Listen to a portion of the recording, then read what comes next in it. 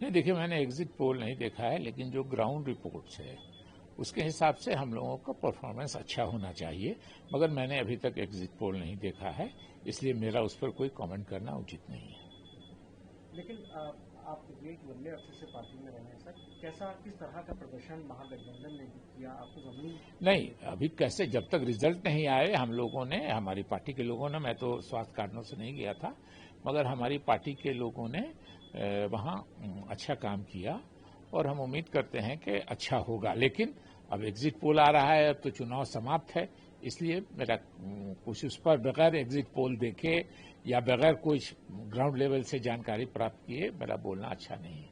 इस बीच आपने sir Congress party को त्याग पत्र भेजा है, क्यों आखिरकार ये आपको करना पड़ा? देखिए, मैंने लिखा है कि मैं दुखी मन से भेज रहा हूँ, ये आपस का हम लोगों का मेरी पार्टी के कुछ नेताओं का और मेरे मतभेद की वजह कर हुआ है, लेकिन मैंने ये भी लिखा है साथ में कि मैं पार्टी की नीतियों और सिद्धांतों का शुभचिंतक बना रहूंगा। मैं सदस्यता से मैंने त्याग पत्र दिया है, पार्टी की नीतियों और सिद्धांतों से मेरा कोई विरोध नहीं। आपने कहा स्वास्थ्य कारणों से आप कैंपेनिंग नहीं कर पाए, क्या वो स्वास्थ्य कारण एक नाराजगी भी थी?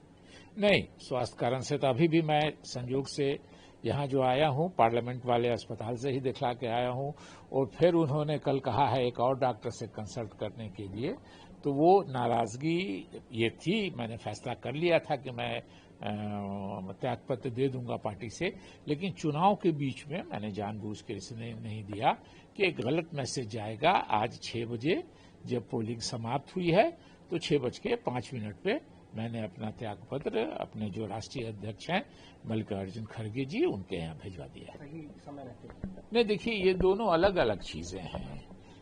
चुनाव लड़ने की जहां तक बात है, वहां हम अपनी नीतियों और सिद्धांतों पर हमारे पार्टी के नेता लड़े।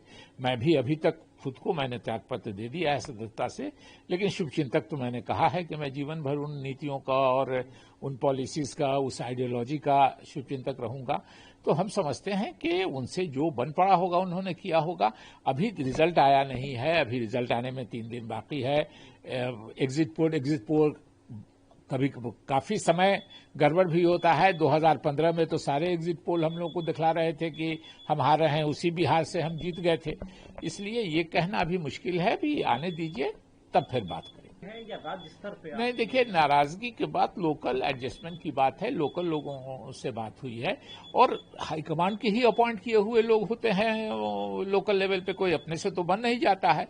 तो स्वाभाविक है कि पार्टी में एक एडजस्टमेंट नहीं हो पाया, जिसकी वजह से है। वैसे मैंने पहले ही, आज से 3 साल पहले ही ऐलान कर दिया था कि मैं कोई जीवन में अब चुनाव नहीं लड़ूंगा। मेरे बच्चे चुनाव नहीं लड़ेंगे, वो सब बाहर हैं, वो कोई राजनीति में इंटरेस्टेड नहीं है, ये भी मैंने कह दिया था। लेकिन उसके बाद भी कुछ बातें हुई हैं, वो बात करेंगे। बिहार की लोकतंत्र की जननी की भूमि है, और उस धरती पर निवास करने वाले लोगों ने लोकतंत्र के बेहतर परिणाम की अगुवाई देश को संदेश दिया है। 2020 में जहां 57% पोल हुआ था, फर्स्ट चरण में लगभग 65% और अभी लगभग 67% से ऊपर का पोल। ये बताता है उत्साह कि परिवारवाद, वंशवाद, जाति के जहर के लहर ढाने वाले को नकारा है। एक तरफ हमारे डबल इंजन की सरकार, देश के प्रधानमंत्री नरेंद्र मोदी जी, बिहार के मुख्यमंत्री नीतीश कुमार जी, अनुभवी लीडर, सबका साथ सबका विकास का भाव से लेके चलने वाला, इस पर लोगों ने विश्वास व्यक्त किया और बटन दबाया है। एग्जिट पोल के अंदर आप देखें कि परिणाम वही दिखा रहा है। 3 डिजिट भी महागठबंधन पार नहीं कर सका। राजद, कांग्रेस, कम्युनिस्ट 3 डिजिट के नीचे हैं और एनडीए 3 डिजिट से ऊपर है। सरकार स्पष्ट बनाने जा रही है, और ये एग्जिट पोल है, अनुमान है।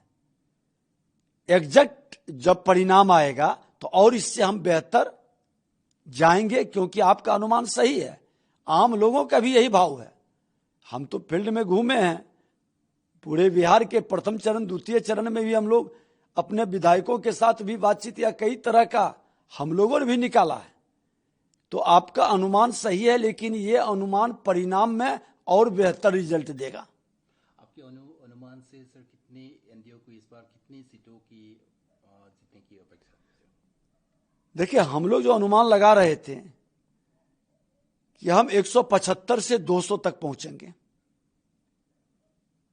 जो उत्साह महिलाओं का, युवाओं का और घुसपैठिए का वोट पर भी लोगों की नजर थी, जो मृतक थे, जिस पर बोगस वोटिंग करते थे महागठबंधन के लोग और बूथ से जिन निकालते थे, इस बार चुनाव आयोग के सजगता से वो लोग हटे हैं और जो जनून लोग हैं वो सारे वोट डाले हैं। इसलिए बिहार का बेहतर परिणाम आएगा। बिहार में लोग शांति चाहता है, सामाजिक सौहार्द चाहता है, विकास चाहता है। लेकिन ये राजद कांग्रेस के लोग तो उन्माद पैदा करता है। ये कट्टा वाले लोग हैं, गाली देने वाले लोग हैं, सामाजिक उन्माद पैदा करने वाले लोग हैं। और तेजस्वी यादव एक तरफ मेरा बीटेक किए हुए माननीय नीतीश कुमार जी इंजीनियर, जिनकी सोच विकास की है, दूसरा तरफ ये नौमा फेल, माता पिता के नाम से जिसकी राजनीतिक पहचान है। कैसे बिहार की जनता विश्वास करेगा? अरे ये तो राजनीतिक विडंबना है कि चरित्र की राजनीति के बजाय अब चतुराई की राजनीति, किसी तरह से सत्ता में आने के लिए कुछ भी घोषणा कर दो, भ्रम का वातावरण बना दो, डपोर संखी के तरह कुछ भी भ्रम फैला दो। बिहार की जनता इनको समझ चुकी है। वहां एनडीए का भारी बहुमत से सरकार बनने जा रही है और एग्जिट पोल का जो अनुमान रुझान है वो सही है, लेकिन एग्जिट जब रिजल्ट आएगा तो और इससे बेहतर रिजल्ट एनडीए के पक्ष में आएगा। अपनी सोच और अपना अनुमान नहीं है, इन लोगों के पास एक टीम रहती है और वो टीम जो लिख करके देता है, जो विषय को उठाता है, बिना परिणाम के, बिना इसका सत्यापित किए वो ये लोग बोलते हैं। एसआईआर में कितना बड़ा आंदोलन खड़ा करने का प्रयास किया, पूरा बिहार का दौरा किया, एक भी जनता इनके पक्ष में नहीं खड़ा हुई। एसआईआर से बिहार की जनता खुश हुई कि घुसपैठिया जो मेरे विकास में भागीदारी करता है, मेरे चुनाव परिणाम को प्रभावित करता है, वो तो खुश हुआ। और ये उत्साह वोट का उसी का परिणाम है। राहुल गांधी जी, आप संविधान को लेके चलते हैं और संवैधानिक संस्था पर प्रश्न उठाते हैं, संवैधानिक संस्था का अपमान करते हैं, संवैधानिक पद पर बैठे व्यक्ति का बदनाम करते हैं। ये मानसिकता इनके पतन का और इनकी सोच का परिणाम जनता ये बिहार के अंदर वोट देकर के इनको सबक सिखा देंगे। कांग्रेस का आप देख रहे हैं कि 2 डिजिट में भी नहीं आ रहे हैं, 2 डिजिट से नीचे चले गए। कितना उनका माइनस हुआ है, यही कारण है। देश के प्रधानमंत्री नरेंद्र मोदी जी के बारे में उनकी मां को लगा के गाली देने की बात तेजस्वी यादव, राहुल गांधी क्षमा तक नहीं मांगा और हम लोगों के बारे में उसको झांपने पोतने के लिए दिखाता है, कट पेस्ट कर करके। ये मानसिकता जो चरित्र की राजनीति करता है, जनता उसको भी जानती है। जो चतुराई की राजनीति करता है, अवसरवादिता की राजनीति करता है, जनता उसको भी समझती है। बिहार को विकास चाहिए, बिहार में अब निवेशक आएगा, रोजगार का अवसर बढ़ेगा। आज डबल इंजन की अनुभवी दोनों प्रधानमंत्री मुख्यमंत्री की जोड़ी बिहार को एक मजबूत नींव रखे हैं, जिस पर एक मजबूत विकसित बिहार का इमारत खड़ा होगा। और ये परिणाम उसी का अनुमान है चुके हैं कि देश विकसित तब तक नहीं हो सकता जब तक बिहार विकसित नहीं होगा। पूर्वांचल का द्वार भी बिहार है। बिहार के सांस्कृतिक विरासत से देश का सांस्कृतिक गौरव बढ़ता है और बिहार कई मायने में पूरे देश को अपने आगे बढ़ाने में अहम भूमिका निभाया है। बिहार के लोगों के मन के अंदर आत्मबल बढ़ाने का जो प्रधानमंत्री जी के द्वारा काम शुरू किया गया, मुख्यमंत्री जी के द्वारा बिहार के कौशल हुनर को बढ़ाने का, जो हमारा ज्ञान विज्ञान की धरती के रूप में देश और दुनिया को ज्ञान दिया था, उसको डेवलप करने का, एग्रीकल्चर पर आधारित उद्योग धंधे बढ़ाने का, रोजगार के अवसर पैदा करने का, ये तमाम सेक्टर में एक प्लान वे में काम करने का हमारा नेतृत्व का पहले से ही योजना है। और वह योजना बिहार को ही नहीं देश को गौरवान्वित करेगा। सर, बिहार चुनाव आज खत्म हुआ, लेकिन इसी बीच कांग्रेस के वरिष्ठ नेता शकील अहमद ने भी पार्टी से रिजाइन कर दिया है, तो क्या कहना चाहेंगे? देखिए, कांग्रेस मुक्त भारत का जो कल्पना है,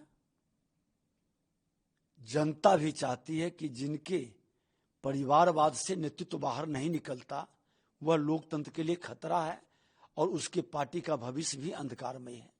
आज कांग्रेस हो या राजद हो, जो परिवारवाद के चंगुल में फंसे हुए हैं, ऐसे मानसिकता के लोग पर जनता विश्वास नहीं करती। लोकतंत्र में लोकतांत्रिक वातावरण की जरूरत है। आज सजायाफ्ता श्रीमान लालू प्रसाद यादव एक भ्रष्टाचारियों का नायक, जब से पार्टी बनी तब से वही राष्ट्रीय अध्यक्ष बने रहते हैं और उनके पुत्र ढोल बजाएंगे, हम ये कर देंगे वो कर देंगे। जब अवसर मिला तो कुछ नहीं कर सके। अपराधियों को, भ्रष्टाचारियों को खुल करके पोषित करते हैं, आगे बढ़ने का मौका देते हैं। ऐसे मानसिकता के लोग कभी जनता के विश्वास जीत नहीं सकते।